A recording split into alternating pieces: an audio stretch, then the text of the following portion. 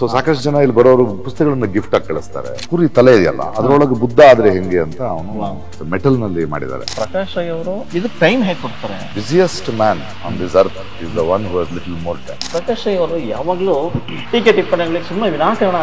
ದೇಹಕ್ಕೆ ಗಾಯ ಆದ್ರೆ ನಾವು ಸುಮ್ಮನಿದ್ರು ವಾಸಿ ಆಗ್ಬಿಡುತ್ತೆ, ಆದ್ರೆ ದೇಶಕ್ಕೆ ಗಾಯ ಆದ್ರೆ ನಾವು ಸುಮ್ಮನಿದ್ದಷ್ಟು ಜಾಸ್ತಿ ಆಗುತ್ತೆ. ಹೊತ್ತಿ ಉರಿತಿರೋ ದೀಪವನ್ನು ನಮಸ್ಕಾರ ಮಾಡಿದ್ರು ಜನ, ಅದನ್ನ ಹೊತ್ತಿಸಿದ ಬೆಂಕಿ ಕಡ್ಡಿಯನ್ನ ನಮಸ್ಕಾರ ಮಾಡಿದ ಈ ಕವಿ ಯಾಕೆ ಅಂತ ಕೇಳಿದ್ರೆ ಹೊತ್ತು ಉರಿಯೋದಕ್ಕಿಂತ ಹೊತ್ತಿದ್ದು ದೊಡ್ಡದಲ್ವಾ. ಒಂದಿಷ್ಟು ಪುಸ್ತಕಗಳನ್ನ ನಾನು ಗಮನಿಸಿದೆ. ಹೌದು, ಅಂದ್ರೆ ಬೇರೆ ಬೇರೆ ತರದ ಪುಸ್ತಕಗಳು ಬೇಕು. ಸೊ ಸಾಕಷ್ಟು ಜನ ಇಲ್ಲಿ ಬರೋರು ಪುಸ್ತಕಗಳನ್ನ ಗಿಫ್ಟ್ ಆಗಿ ಕಳಿಸ್ತಾರೆ. ಇದಲ್ಲದೆ ಒಂದು ಡಿಜಿಟಲ್ ಲೈಬ್ರರಿ ಇದೆ, ಇಲ್ಲಿ ಇಂಟರ್ನೆಟ್ ಕನೆಕ್ಷನ್ ಇದೆ. ಸೊ ಪ್ರಪಂಚದ ಬೇರೆ ಬೇರೆ ಕಡೆ ಇರೋ ಪುಸ್ತಕಗಳನ್ನು ಕೂಡ ಅವರು ಅದರಲ್ಲಿ ಓದ್ಕೋಬಹುದು. ಯಾಕಂದ್ರೆ ಓದುವ ಅಭ್ಯಾಸ ಇಂಪಾರ್ಟೆಂಟ್. ಆ ತರದೊಂದು ಸ್ಪೇಸ್ ಮಾಡಿದೀವಿ ಇಲ್ಲಿ. ಬಹುಶಃ ನಾನು ಇದನ್ನೆಲ್ಲ ಗಮನಿಸ್ತೇನೆ ಸರ್, ಎಲ್ಲ ಕಟ್ಟಿಗೆ ಮೂಲಕನೇ ನೀವು. ಅಂದ್ರೆ ಹೌದು, ಅದು ವೇಸ್ಟ್ ಇಲ್ಲಿ ಬಿದ್ದಿರೋ ಕಿಟಿಗೆ ಮರಗಳಿರುತ್ತಲ್ಲ, ಅದನ್ನ ಇಟ್ಕೊಂಡು ಒಂದ್ ಸ್ವಲ್ಪ ಬ್ರೇಕ್ ಮಾಡಿದ್ರೆ ಒಂದು ಎಸ್ಥೆಟಿಕ್ ಸೆನ್ಸ್ ಬೇಕಲ್ಲ, ಒಂದು ಒಂದು ಅಭಿರುಚಿ ಬೇಕಲ್ಲ ಮನುಷ್ಯನಿಗೆ. ಕುತ್ಕೊಂಡು ಕೂಡ ಓದ್ಬೋದು. ಇಲ್ಲಿ ಕುತ್ಕೊಂಡು ಓದ್ತಾರೆ, ಇಲ್ಲಿ ಕುತ್ಕೊಂಡು ಓದ್ತಾರೆ, ಅಲ್ಲೊಂದು ಮೀಟಿಂಗ್ ನಡೀತಾ ಇರ್ತದೆ. ಇವಾಗ ಹಂಗೆ ಇಲ್ಲಿ ಇವಾಗ ನೋಡಿ, ಇವಾಗ ಸುದೇಶ್ ಮಹಾನ್ ರವರ ಸ್ಕಲ್ಪ್ಚರ್ ಇದು, ಇದನ್ನ ಅಬ್ದುಲ್ಲಾಸ್ ಬುದ್ಧ ಅಂತೀವಿ.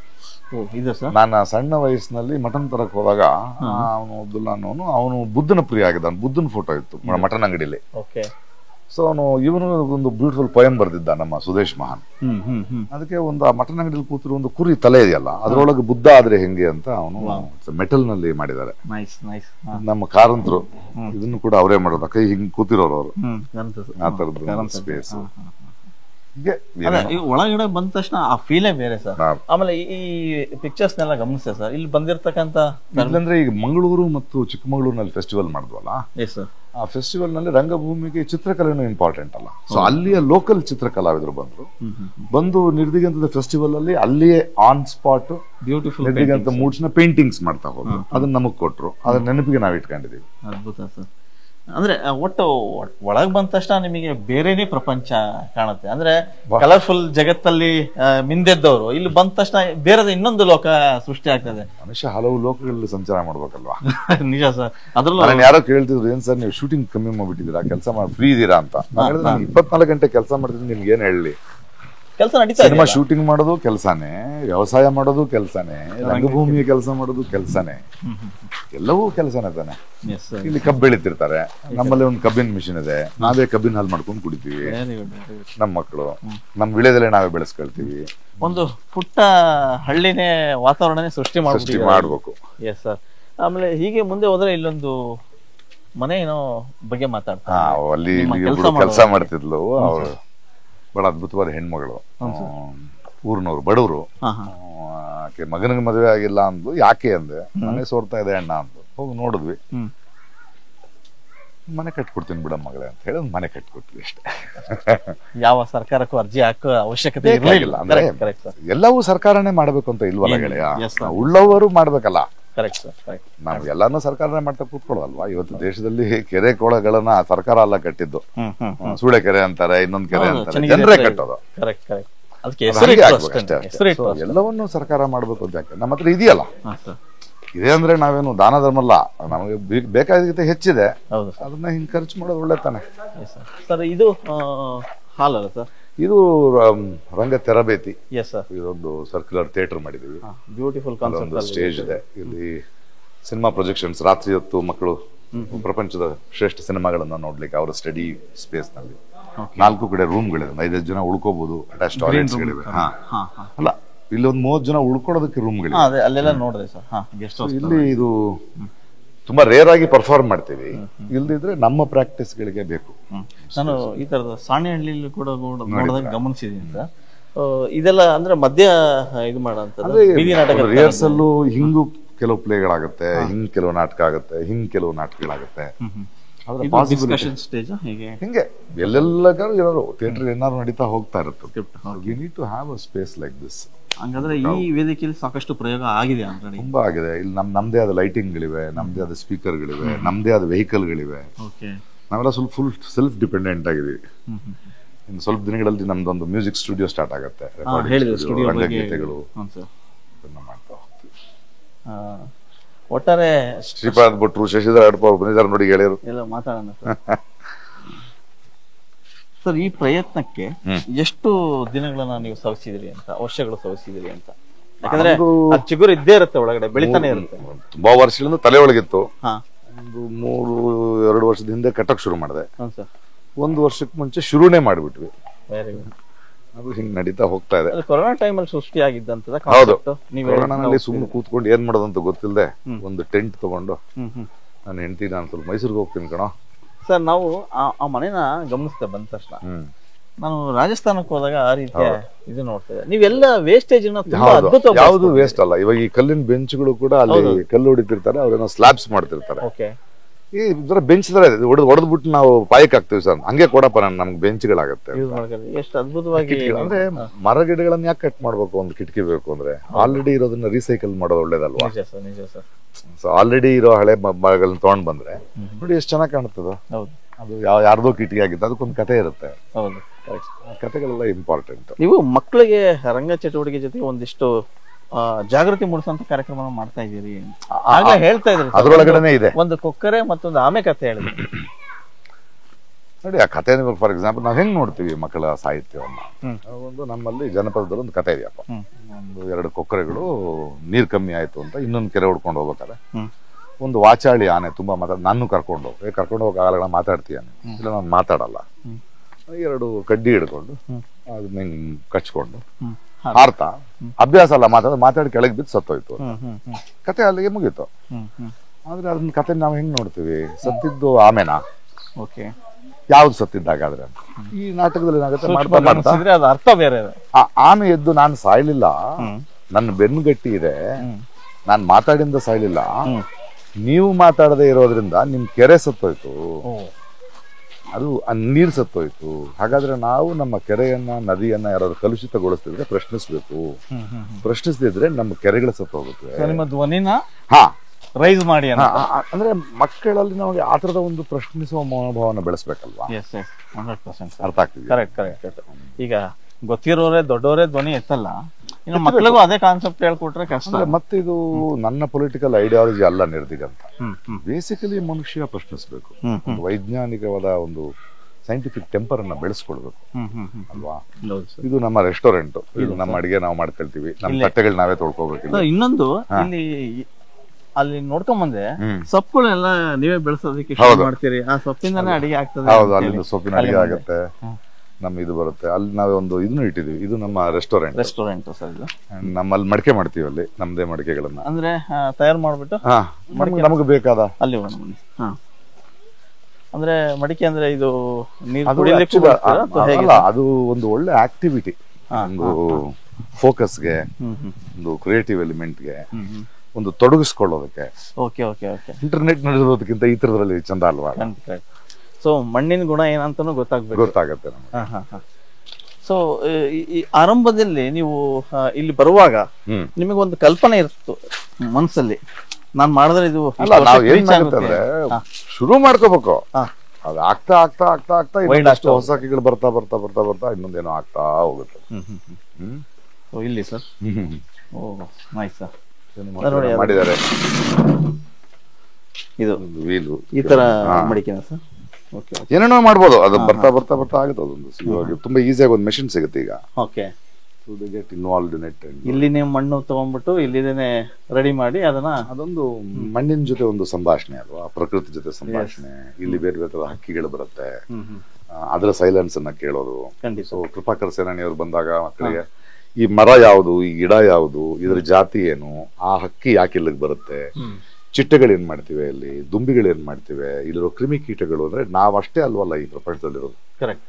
ನಾವು ಎಷ್ಟೋ ಜೀವ ಸಂಕೊಂಡ್ರೆ ನಾವು ಒಂದು ಅನ್ನೋ ಒಂದು ಫೀಲ್ ನಾವು, ಅದು ಇಲ್ಲ ಬರೀ ನಾವು ಮನುಷ್ಯ ಅನ್ಕೊಂಡು ಓಡಾಡೋದಲ್ಲ. ಸೊ ಈ ತರದ ಒಂದು ಸ್ಪೇಸ್ ನಲ್ಲಿ ಆ ಸಂಭಾಷಣೆ ನಡೆಯೋದು. ಆ ಮಾತುಕತೆ ನದಿ ತೀರ ಇದೆ ಇಲ್ಲಿ. ಅದನ್ನ ಅದ್ರ ಬಗ್ಗೆ ಮಾತಾಡ್ಬೇಕು ಸರ್, ಯಾಕಂದ್ರೆ ಆ ನದಿನ ಎಲ್ಲೂ ಕೂಡ ಬೇರೆ ಕಡೆ ಹೋಗದಂಗೆ ನೀವು ಇಲ್ಲೇನೆ ನಾವು ನದಿ ತೀರದಲ್ಲಿ ಯಾವ ಪರ್ಮನೆಂಟ್ ಕನ್ಸ್ಟ್ರಕ್ಷನ್ ಮಾಡಬಾರ್ದು, ಅದನ್ನ ಉಳಿಸ್ಕೊಳ್ಬೇಕು ಅಲ್ವಾ? ಅದಕ್ಕೆ ನಾವು ಅಲ್ಲಿ ಹತ್ರ ಏನು ಬೆಳೆ ಮಾಡಕ್ ಹೋಗಲ್ಲ, ಅದನ್ನ ನೀಟ್ ಮಾಡಿ ಅಲ್ಲೊಂದು ಕಲ್ಲುಗಳು ಸೋರ್ ಹಾಕ್ದಂಗೆ ನದಿ ಅದರ ಪಾಡಿಗೆ ಹರಿತಾ ಇರ್ತದೆ. ನೀರಿನ ಹೊಲಗಳಿಗೂ ಬಳಸಬಹುದು, ಹೊಲಗಳು ಕೂಡ ಅದನ್ನು ಬಳಸ್ಕೊಳ್ತಾ ಹೋಗ್ತಾರೆ. ನಮ್ಮ ನದಿಯೊಳಗೆ ಹಸಿ ಕಸ ಆಗದೆ ನಾವು ಕ್ಲೀನ್ ಆಗಿ ಇಟ್ಕೊಳ್ಳೋದು, ನಮ್ ಜವಾಬ್ದಾರಿ ಅಲ್ವಾ ಅದು. ಕರೆಕ್ಟ್. ಆಮೇಲೆ ಇಲ್ಲಿ ನೀವು ಈ ರಂಗ ಚಟುವಟಿಕೆ ಜೊತೆಗೆ ಒಂದಿಷ್ಟು ಪರಿಸರ ಪ್ರಜ್ಞೆನೂ ಬೆಳೆಸ್ಕೊಂಡ್ರೆ ನೀವು, ಅಂದ್ರೆ ಮೊದ್ಲಿಂದನೂ ಇತ್ತು, ಈಗ ಅಡಿಕೆ ಗಿಡಗಳನ್ನೆಲ್ಲ ಹಾಕಿದ್ರಿ ಸರ್. ಏನಾಗುತ್ತೆ, ಕಬ್ಬಿತ್ತು ಅಲ್ಲ ಅನ್ಸುತ್ತೆ. ಕಬ್ಬು ತುಂಬಾ ಇತ್ತು, ಅದನ್ನ ತೆಗೆದೆ. ಇವಾಗ ನಾನು ಕಬ್ಬು ಅಡಿಕೆ ಬೆಳೆಸಿದ್ದಷ್ಟೇ ಮುಖ್ಯ ಅಲ್ಲ, ಹಾ, ಪಕ್ಕದಲ್ಲಿರೋರೊಂದು ಇನ್ಸ್ಪೈರ್ ಆದ್ರೆ ಈಗ ಓಕೆ. ನಿಮ್ಮ ಅವ್ರು ಹೇಳ್ಬಿಡಿ, ಏನು ಮಣ್ಣನ್ನು ಯಾಕೆ ಹಾಳು ಮಾಡ್ತೀರಿ ಅಷ್ಟೊಂದು ಪೆಸ್ಟಿಸೈಡ್ಸ್ ಹಾಕಿ, ಓಕೆ, ಆಗಲೇ ನೀರಿನ ಕೊರತೆ ಇದೆ, ಅಷ್ಟು ನೀರುಗಳು ನಿಮ್ಗೆ ಯಾಕೆ ಬೇಕು? ಯಾಕೆ ಬೇಕು?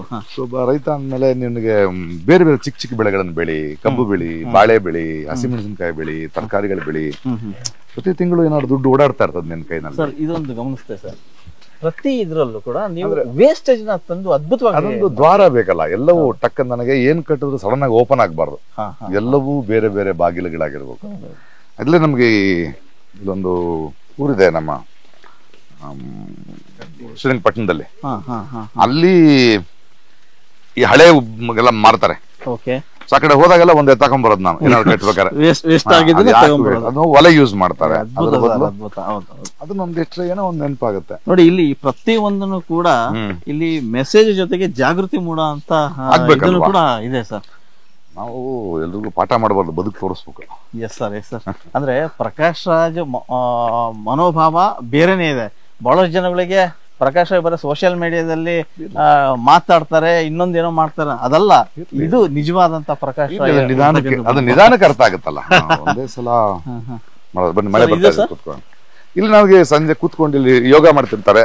ಓ, ಯೋಗ ಹಸಿರು ಪ್ರಾಕ್ಟೀಸ್ ಮಾಡ್ತಾ ಇರ್ತೀವಿ, ಮಾತಾಡ್ತಿರ್ತೀವಿ, ಒಂದಷ್ಟು ಕ್ಲಾಸ್ಗಳು ನಡೀತಾ ಇರುತ್ತೆ.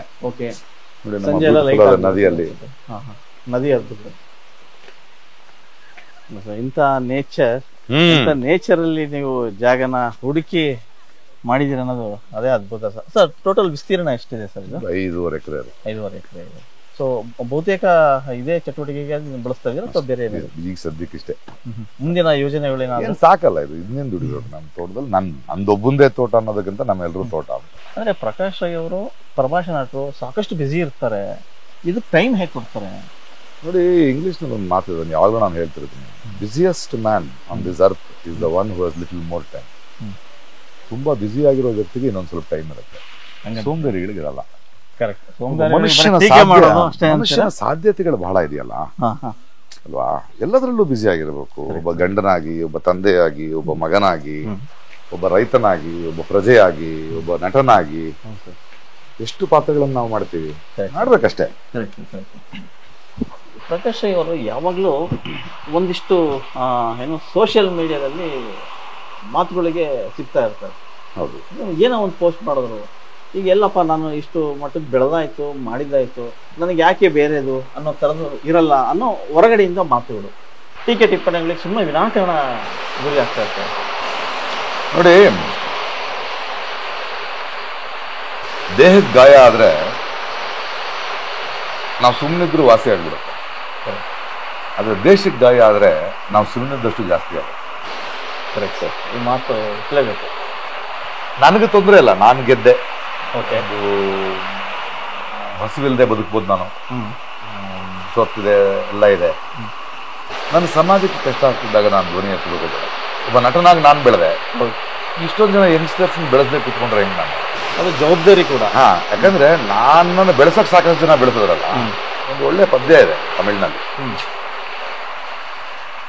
ದೀಪತ್ತೈ ಒಣಂಗಿನಾರ್ ಮಕ್ಕಳು ತೀಕುಚ್ಚಿಯ ಒಣಂಗಿನಾನ್ ಕಿತ್ತನ್ ಏನೆಂಡ್ರು ಕೇಟೇನ್ ಎರಿವದ ವಿಡ ಏಟ್ರಿ ಅದು ಉಯರ್ந்தದಲ್ಲವ.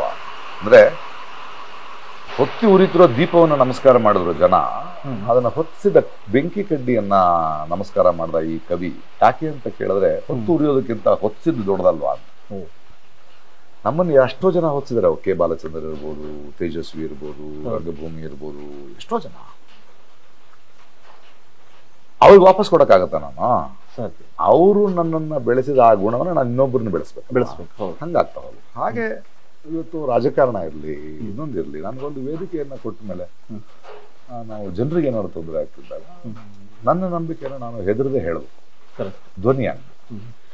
ಕೆಲವರಿಗೆ ಒಂದು ಇನ್ನೂ ಇರ್ಲಿ, ಕೆಲವರಿಗೆ ಅದು ಇಷ್ಟ ಆಗಲ್ಲ, ಯಾಕಂದ್ರೆ ಅದು ಇಷ್ಟ ಎಲ್ಲಿ ಸತ್ಯ ಇರುತ್ತೋ ಇರ್ಲಿ, ಅವರು ನಮ್ಮವರೇ ತಾನೆ, ಅವ್ರು ಬದಲಾಗೋವರೆಗೂ ಮಾತಾಡ್ತಿರ್ತೀನಿ.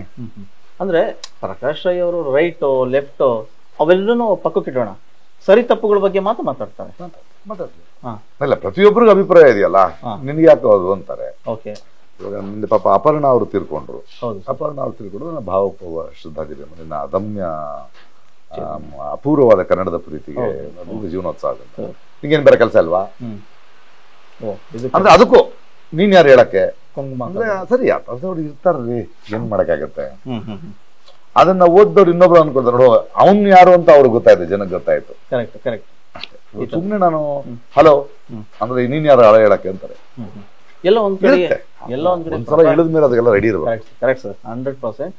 ಅದನ್ನ ಎದುರಿಸ್ತಾ ಇದೀರಿ ಕೂಡ ನೀವು, ಅದೇ ಇಂಪಾರ್ಟೆಂಟ್. ಯಾಕಂದ್ರೆ ಯಾರೇನು ಮಾತಾಡ್ತಾರೆ ಅದಕ್ಕೊಂದು ಉತ್ತರ ಕೊಡ್ತೀರ ಅಲ್ಲೇ ಸ್ಪಾಟ್ ಅಲ್ಲಿ. ಆಮೇಲೆ ಕೆಲವು ತೊಂದರೆ ಮಾಡ್ತಾರೆ, ಇಡಿ ರೇಡ್ ಮಾಡ್ತಾರೆ, ಇನ್ಕಮ್ ಟ್ಯಾಕ್ಸ್ ಎಲ್ಲ ಕರೆಕ್ಟ್ ಆಗಿದ್ರೆ ನಮ್ಗೆ ಯಾಕೆ ಎದುರ್ಕೋಬೇಕು? ನಾವು ಕರೆಕ್ಟ್ ಆಗಿದ್ರೆ ಯಾರಿಗೆ ಯಾಕೆ ನಿಜ, 100%. ಸರ್, ಈಗ ಭಾರತೀಯ ಚಿತ್ರರಂಗದಲ್ಲಿ ಪ್ರಕಾಶ್ ರೈ ಅವರ ಸ್ಥಾನನೇ ಬೇರೆ. ಸೊ ಇಷ್ಟೆಲ್ಲ ನಡುವೆನೂ ಕೂಡ ಯಾಕೆ ಈ ಬೇರೆ ಉಸಾಬರಿ ಅನ್ನೋ ಮಾತುಗಳು ಕೇಳಿ ಬರ್ತವೆ. ಇರ್ಲಿ, ನನಗೆ ಬೇಕಪ್ಪ ಟೀಕೆ ಟಿಪ್ಪಣಿಗಳು ಯಾಕೆ ಅವರಿಗೆ? ಮಾಡ್ಬೇಕು. ರಾಜಕಾರಣ ಮಾಡ್ತೀರಾ, ಬಂದ್ ಮಾಡ್ರಿ, ರಾಜಕಾರಣ ಗೊತ್ತಾಗುತ್ತೆ. ರಾಜಕಾರಣ ಅನ್ನೋದು ನೀವು ರಾಜಕೀಯ ಪಕ್ಷದಲ್ಲಿದ್ದ ರಾಜಕಾರಣ ಮಾಡ್ಬೇಕೆ? ಕರೆಕ್ಟ್, ಎಲ್ಲಿ ಬೇಕಾದ್ರೂ ಅವರೆಲ್ಲ 5 ವರ್ಷಕ್ಕೆ ಒಂದ್ಸಲ ಇರೋರು, ನಾವು ಪರ್ಮನೆಂಟ್. ರಾಜಕಾರಣ ಮಾಡ್ಬೇಕಾಗಿರೋದು ನಾವು, ರಾಜಕೀಯ ಪ್ರಜ್ಞೆ ಬೆಳೆಸ್ಕೊಳ್ಬೇಕಾಗಿರೋದು ನಾವು. ನಮ್ ದುಡ್ಡಲ್ಲಿ ದೇಶ ನಡೀತಿರೋದು.